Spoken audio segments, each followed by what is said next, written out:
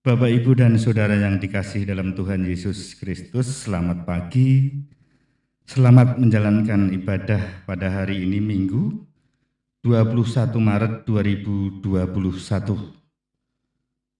Namun marilah kita mendengarkan dulu Warta Gereja Kristen Jawa Trucuk. Yang pertama, ibadah tatap muka. GKJ Trucuk akan memulai ibadah tatap muka yang akan dimulai kelompok 1 Jambon Minggu 28 Maret 2021 pukul 6.30 WIB. Untuk kelompok 2 Ngaden Minggu 28 Maret 2021 waktu masih menunggu konfirmasi. Mohon perhatiannya. Yang kedua, verifikasi. Komisi Verifikasi GKJ Trucuk akan menyelenggarakan rapat verifikasi keuangan besok pada hari Minggu 28 Maret 2021 waktu pukul 11 WIB. Bagi warga jemaat yang bertugas mengelola keuangan gereja dimohon untuk memerlukan hadir. Mohon perhatiannya. Kemudian yang ketiga, perjamuan kudus. Majelis GKJ Trucuk akan menyelenggarakan perjamuan kudus besok pada kelompok 1 di Jambon hari Minggu 1 April 2021 pukul 6.30 WIB. Kelompok 2 di Ngaden hari Minggu 1 April 2021 waktu masih menunggu konfirmasi. Mohon perhatiannya. Yang keempat, kewargaan. Mohon doanya bagi warga jemaat yang sedang sakit dan yang masih dalam masa pemulihan. Kelompok 1 Ibu Mariati. Kelompok 2 Bapak CH Surono, Ibu Agustina, Bapak Marsudi, Ibu Giem, Ibu Tupon. Selamat ulang tahun bagi warga jemaat yang berulang tahun pada minggu ini. Kelompok 1 Bapak Jono Suwarno, 21 Maret. Ibu Yohana Siska Margawati, 23 Maret. Ibu Susilowati, 25 Maret. Kelompok 2 Luvena Bilva Amasta, 21 Maret. Saudari Tri Rusmiati, 23 Maret.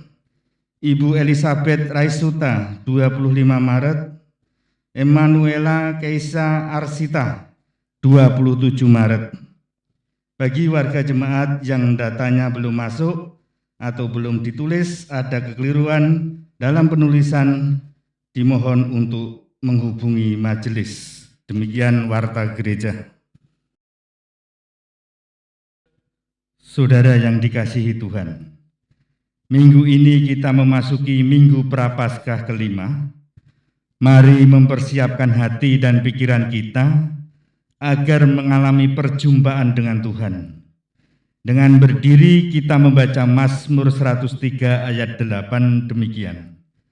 Tuhan adalah penyayang dan pengasih, panjang sabar dan berlimpah kasih setia.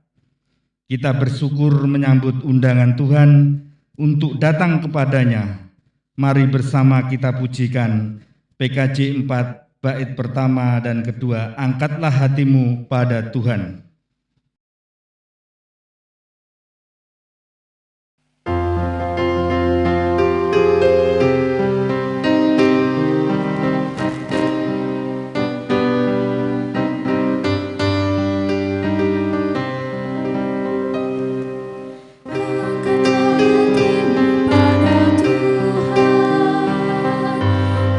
Bunyikan kecapi dan menari.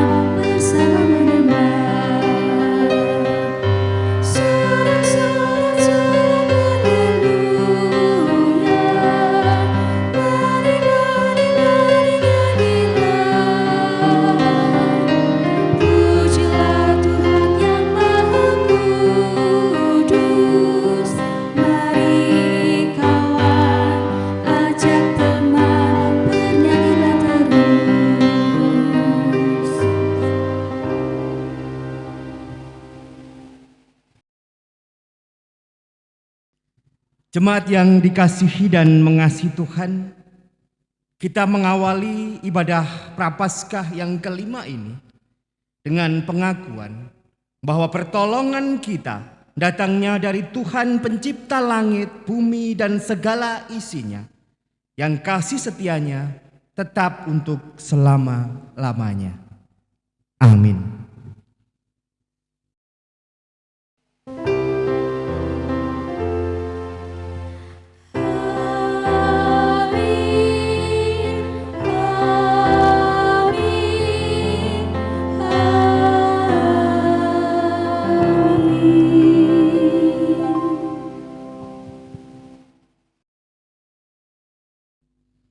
Damai sejahtera dan cinta kasih Allah Bapa, Putra dan Roh Kudus beserta saudara sekalian. Beserta saudara juga. Dipersilahkan untuk duduk. 1 Yohanes 4 ayat 18 berkata demikian. Di dalam kasih kita tidak ada ketakutan. Kasih yang sempurna melenyapkan ketakutan. Sebab ketakutan mengandung hukuman, dan barang siapa takut, ia tidak sempurna dalam kasih.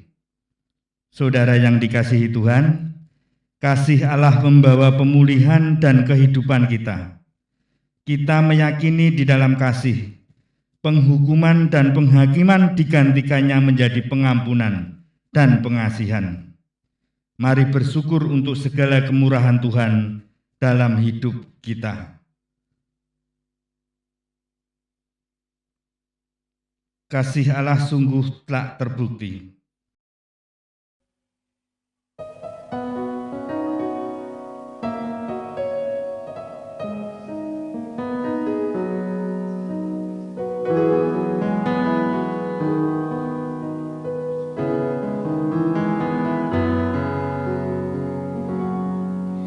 Kasih Allahku sungguh telah terbukti ketika Dia serahkan anaknya. Kasih Allah mau berkorban bagi kau dan aku. Tak ada kasih seperti kasih-Nya. Bersyukur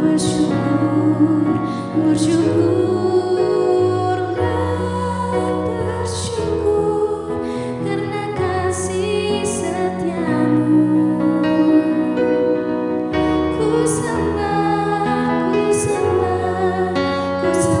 dan ku sembah selama hidupku. Ku sembah Kau Tuhan.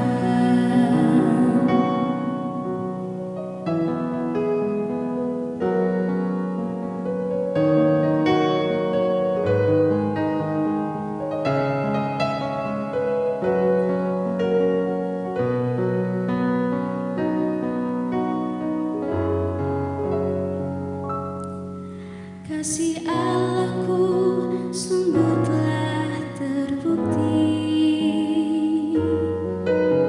ketika Dia serahkan anaknya. Kasih Allah mau berkorban bagi kau dan aku. Tak ada kasih seperti kasih-Nya.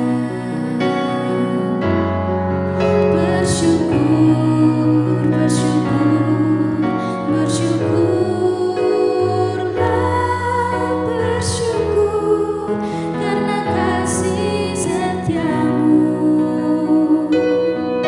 Ku sembah dan ku sembah selama hidupku. Ku sembah Kau Tuhan.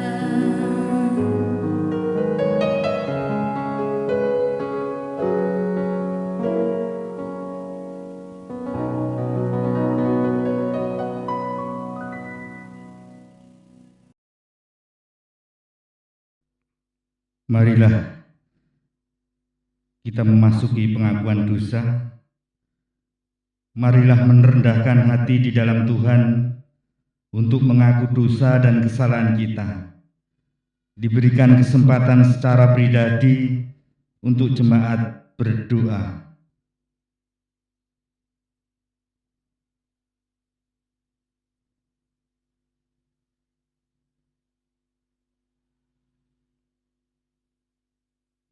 Berdoa cukup. Marilah kita menyanyikan kidung jemaat 28 bait pertama.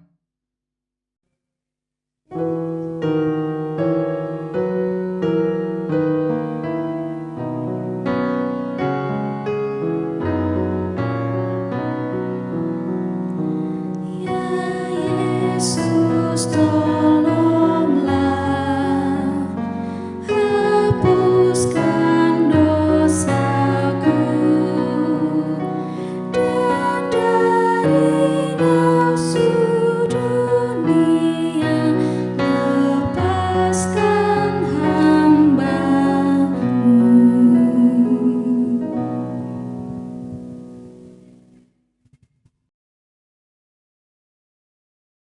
Tuhan, kami manusia lemah dan berdosa yang beroleh anugerah kasih dari Allah. Kami bersyukur sebab Engkau memanggil dan memilih kami untuk menjadi anak-anak terang. Maka di dalam kasih dan pengampunan-Mu ya Tuhan, kami merindukan karya Tuhan yang memulihkan dan memperbaharui kehidupan kami. Dalam Kristus kami memohon.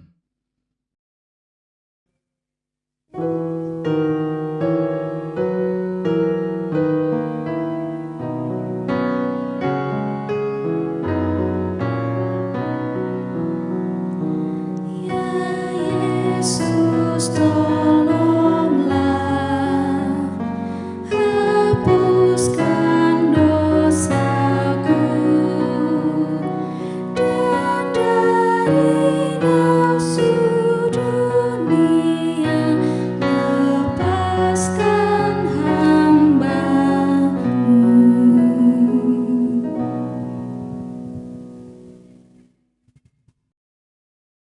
Sesungguhnya anugerah-Mu membuat kami berani untuk beranjak keluar dari dosa. Namun rupanya dosa begitu memikat dan menarik perhatian kami, sehingga kadangkala atau seringkali kami gagal untuk meninggalkan kehidupan kami yang penuh dosa. Padahal karya salib Tuhan telah mengampuni kesalahan dan menghapuskan dosa kami. Karena itu, kami memohon pengampunan kepada-Mu ya Allah, yang penuh kasih setia dan penyayang. Dalam Kristus kami memohon.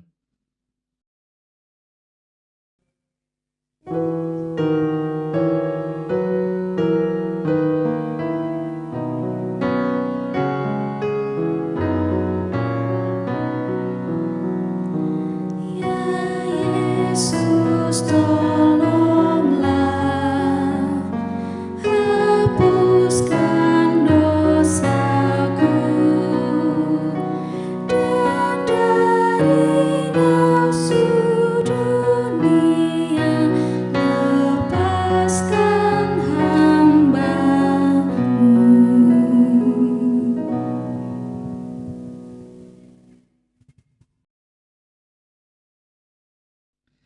Sucikanlah hidup kami ya Tuhan, murnikanlah hati nurani kami, bersihkanlah pikiran kami, dan mampukanlah kami untuk terus mengarahkan hati dan pikiran kami kepada Tuhan yang senantiasa menuntun langkah juang kami melalui firman-Mu kepada setiap kami. Dalam Kristus kami memohon pengampunan. Amin.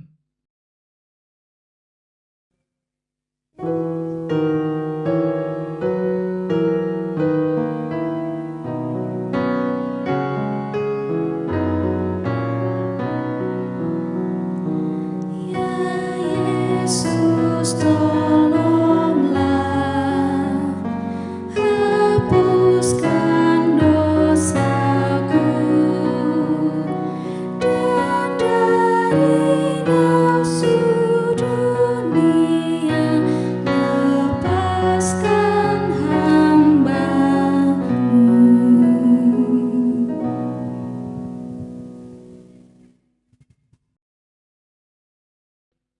Jemaat kami undang untuk bangkit berdiri. Tibalah saatnya kita akan menerima berita anugerah dari Tuhan. Di dalam Kristus dosamu telah diampuni.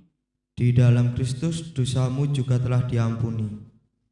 Mari menyambut berita anugerah dari Tuhan untuk pengampunan dosa setiap kita yang terambil dari 1 Yohanes 1 pasal yang ke-9 sampai yang 10 berkata demikian. Jika kita mengaku dosa kita, maka Ia adalah setia dan adil, sehingga Ia akan mengampuni segala dosa kita dan menyucikan kita dari segala kejahatan. Jika kita berkata bahwa kita tidak ada berbuat dosa, maka kita membuat Dia menjadi pendusta dan firman-Nya tidak ada di dalam kita. Demikian berita anugerah dari Tuhan. Syukur kepada Allah. Marilah hidup di dalam pendamaian dengan Allah dan sama kita. Damai Tuhan beserta kita semua.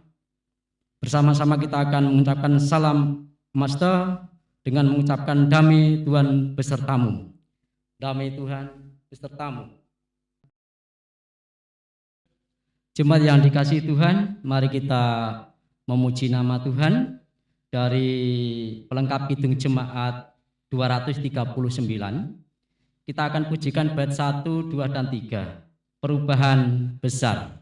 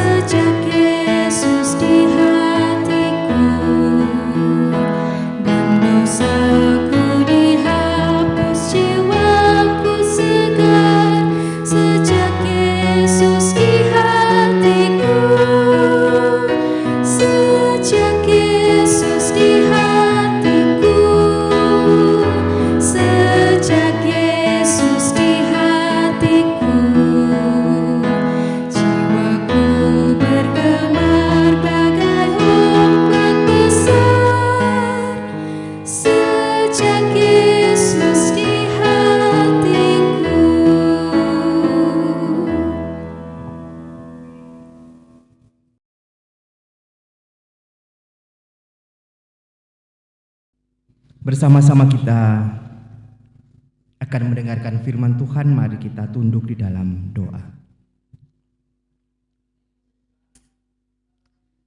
Tuhan Yesus, Sang Firman yang hidup, saat ini kami menghadap kehadirat-Mu dalam kerendahan diri kami, memohon pertolongan Roh Kudus-Mu ketika kami saat ini akan bersama-sama merenungkan sebagian dari firman-Mu.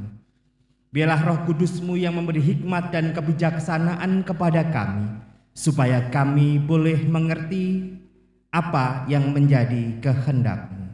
Biarlah Engkau sendiri yang hadir dan berfirman. Di dalam Kristus Yesus, Tuhan kami yang hidup, kami berdoa. Amin.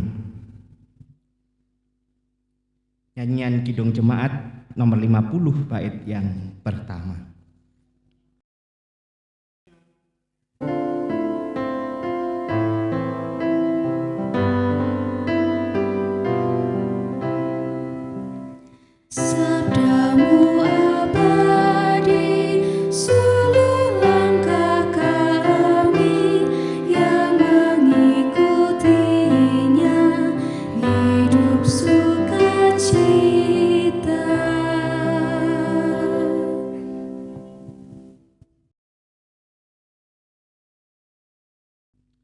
Bacaan firman Tuhan terambil dari Injil Yohanes pasal 12 ayat 20 sampai dengan 33. Yesus memberitakan kematiannya. Di antara mereka yang berangkat untuk beribadah pada hari raya itu, terdapat beberapa orang Yunani. Orang-orang itu pergi kepada Filipus yang berasal dari Betsaida di Galilea, lalu berkata kepadanya, "Tuan, kami ingin bertemu dengan Yesus." Filipus pergi memberitahukannya kepada Andreas, dan Andreas dan Filipus menyampaikannya kepada Yesus. Tetapi Yesus menjawab mereka, katanya, "Telah tiba saatnya Anak Manusia dimuliakan. Aku berkata kepadamu, sesungguhnya jikalau biji gandum tidak jatuh ke dalam tanah dan mati, ia tetap satu biji saja. Tetapi jika ia mati, ia akan menghasilkan banyak buah. Barang siapa mencintai nyawanya, ia akan kehilangan nyawanya.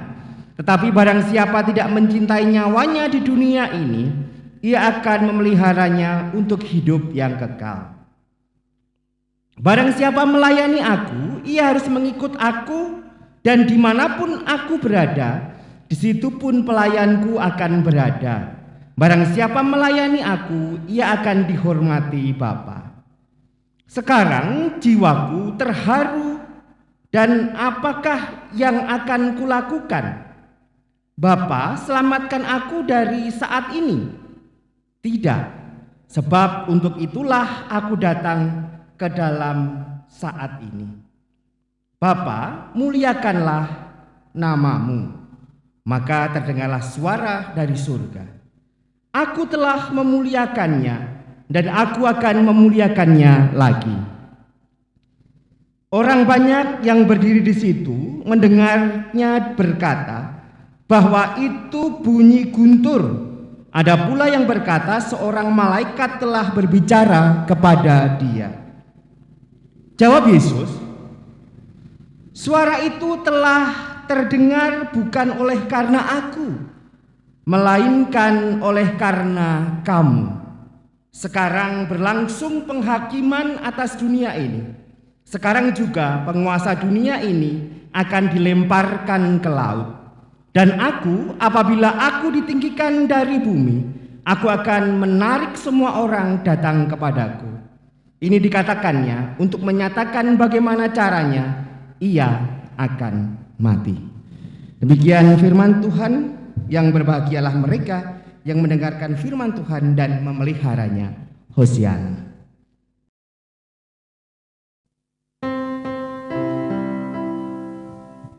Hosiana, Hosiana, Hosiana.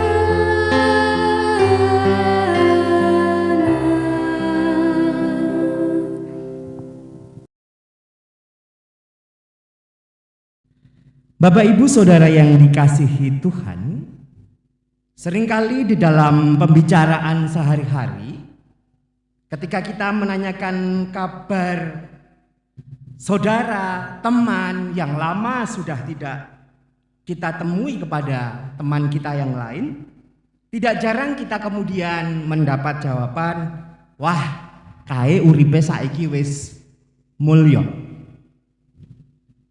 Uripe wis mulya." Mendengar jawaban itu, apa yang kemudian muncul dalam pemahaman kita?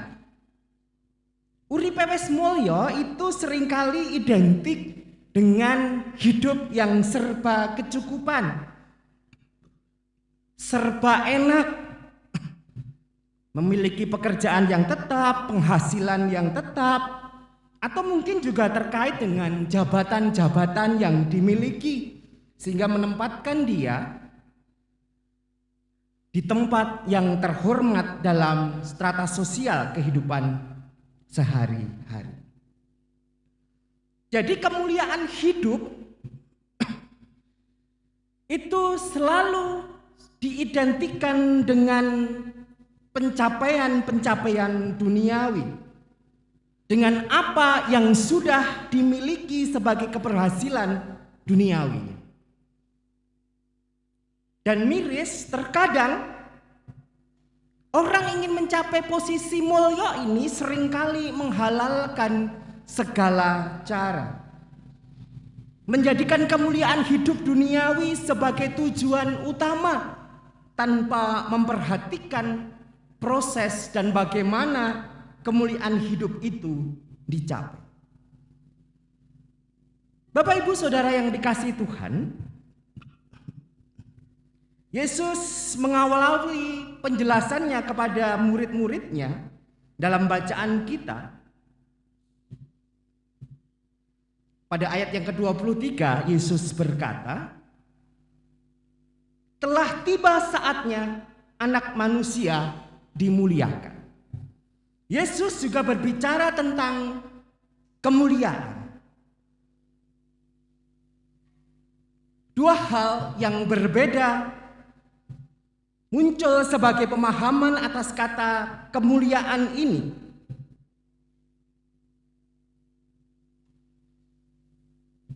Bagaimana itu diartikan sesungguhnya oleh Yesus dan bagaimana diartikan oleh para murid.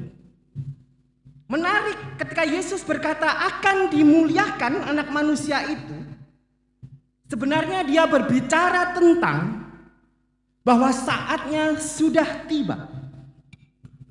Dia akan memasuki penderitaan via dolorosa, memasuki saat-saat dia menderita dan akhirnya akan mati di kayu salib.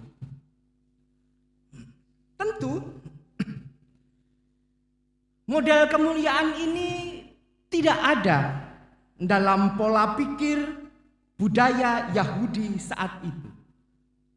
Bagi orang-orang Yahudi, bahkan para pengikut Yesus, kemuliaan seorang Mesias itu ditandai dengan kemampuannya memimpin bangsa Israel keluar dari tanah penjajahan.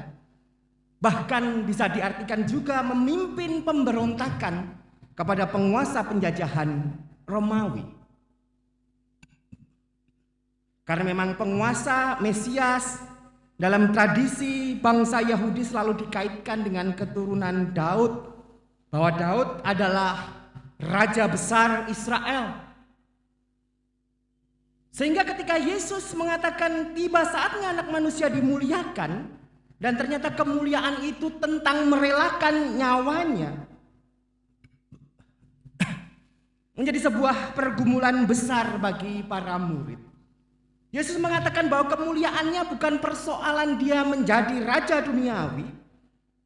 Yesus berkata tentang siapa yang merelakan nyawanya di dunia karena mengikut Yesus akan mendapatkan kemuliaan surgawi.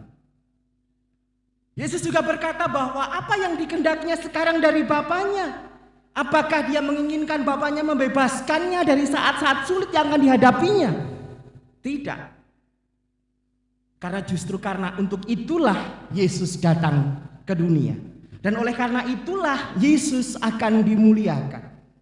Dimuliakan bagi Yesus adalah bagaimana dia rela mengorbankan dirinya untuk menggenapi apa yang menjadi kehendak Bapaknya. Taatannya kepada Bapa, cinta kasihnya kepada kita, membuat Yesus mau mengorbankan nyawanya. Dan karena dia kehilangan nyawanya karena cintanya, karena taatnya, maka Yesus dimuliakan. Dan saat itu juga Allah memuliakan namanya.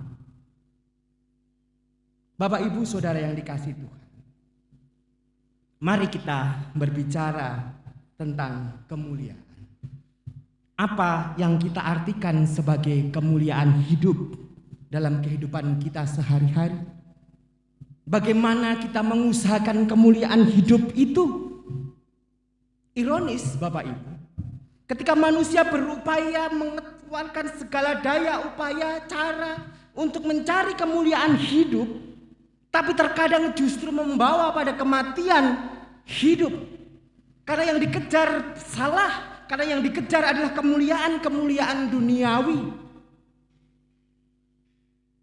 yang justru bertolak belakang dengan cara-cara pemuliaan Kristus. Jangankan berbicara tentang pengorbanan, yang dipikirkan hanyalah keuntungan pribadi. Bapak Ibu yang dikasihi Tuhan,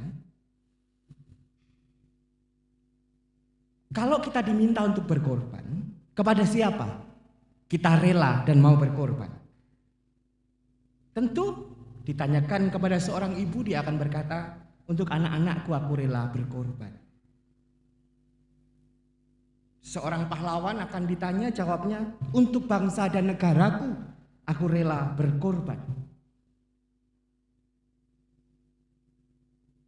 Tetapi bagaimana kalau kemudian ada sebuah pemahaman pencerita bahwa kita ini berkorban bagi seseorang, tapi kemudian seseorang itu tidak menghargai pengorbanan kita? Apakah kita tetap mau berkorban? Dan itulah yang dilakukan oleh Tuhan Yesus Kristus. Berkorban demi kasih-Nya kepada kita, yang seringkali kita tidak mampu mengimbangi pengorbanan Yesus itu dengan meneladani kehidupannya. Yang rela berkorban, tetapi malah kita seringkali mementingkan kehidupan kita sehari-hari. Dalam Minggu Prapaskah yang kelima ini kita diingatkan bahwa kemuliaan hidup bukan semata-mata hal duniawi, bahwa kemuliaan hidup itu adalah juga persoalan bagaimana kita meneladani Kristus, mau berkorban untuk kepentingan orang lain, mau melayani orang lain, bukan saja ingin dilayani kebutuhan kita. Bukan hal yang mudah, apalagi dalam kehidupan kita sekarang. Kita ini niat melayani, kita ini senang melayani, tapi seringkali yang kita layani tidak menyenangkan hati kita. Ketika kita diperhadapkan dalam persoalan itu, kita berhenti melayani atau terus melayani. Kepada siapa engkau rela berkorban? Menunjukkan cinta kasih. Biarlah itu yang menjadi perenungan bagi kita sekalian. Tuhan menolong, memberkati kita sekalian. Amin. Kita masuki saat teduh.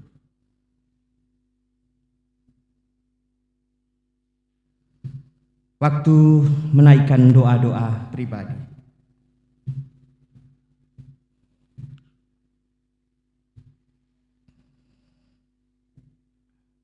Bersama-sama kita naikkan doa syafaat kita dengan kita menyanyikan Bapa kami di surga.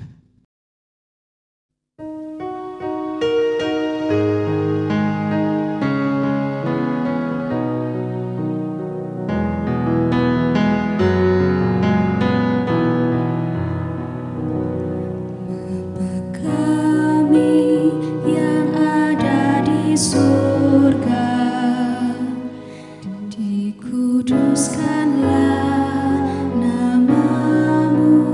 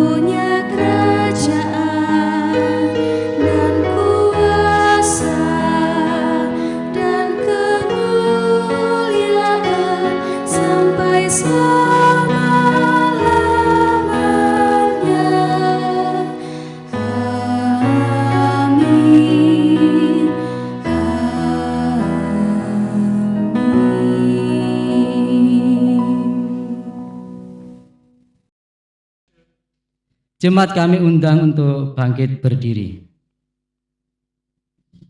Bersama dengan umat Allah di sepanjang masa, mari kita ikrarkan dan kita teguhkan kembali akan apa yang kita imani dengan bersama mengucapkan pengakuan iman rasuli yang demikian.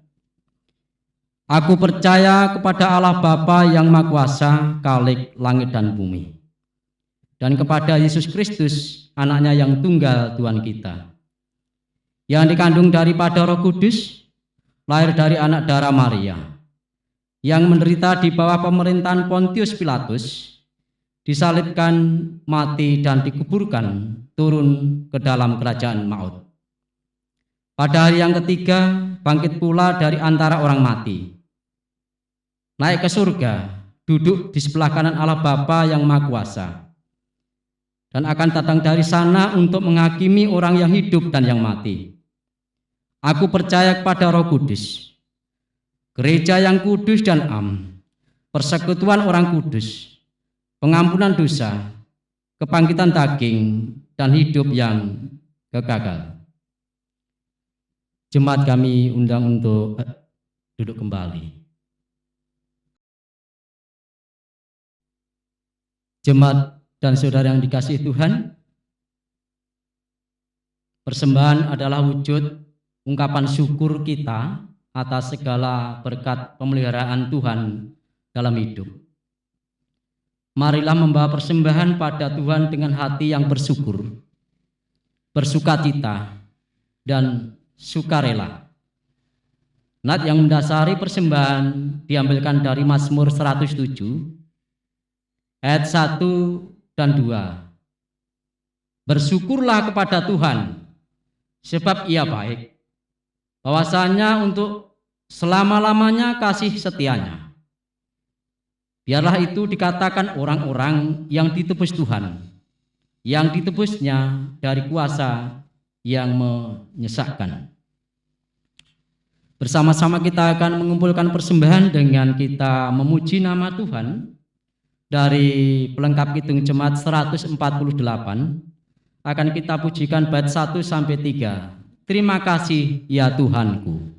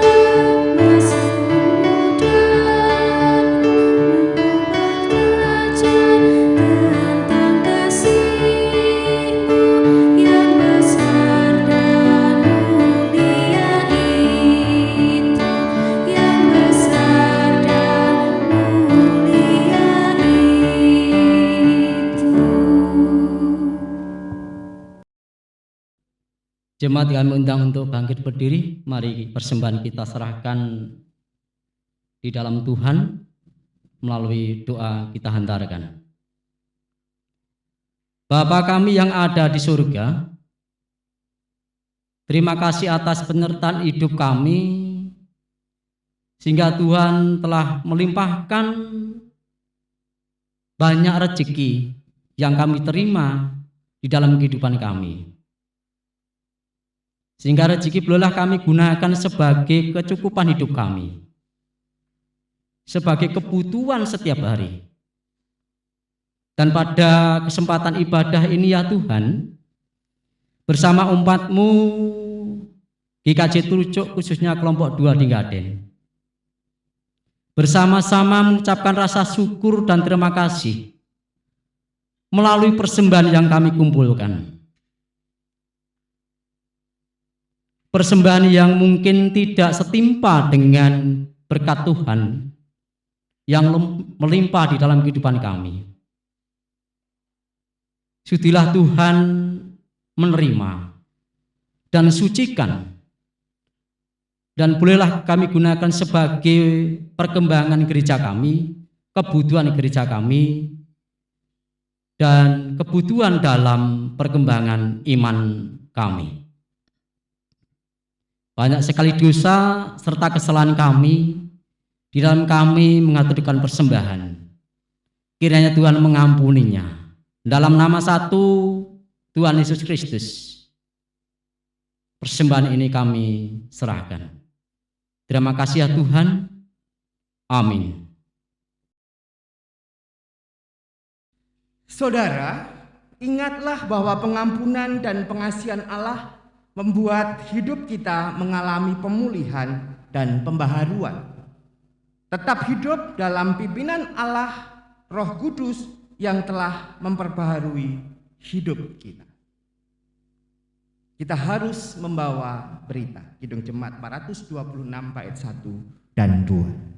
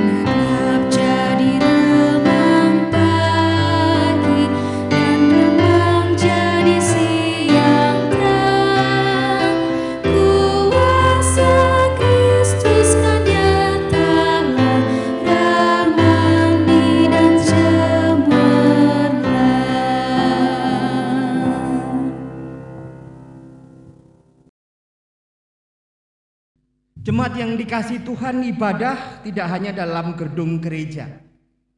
Hidup kita sehari-hari juga adalah ibadah yang harus kita persembahkan bagi kemuliaan nama Tuhan. Maka arahkanlah hatimu kepada Tuhan dan terimalah berkat Tuhan. Semoga Allah sumber pengharapan memenuhi kamu dengan segala sukacita dan damai sejahtera dalam iman kamu, supaya oleh kekuatan Roh Kudus kamu berlimpah-limpah dalam pengharapan.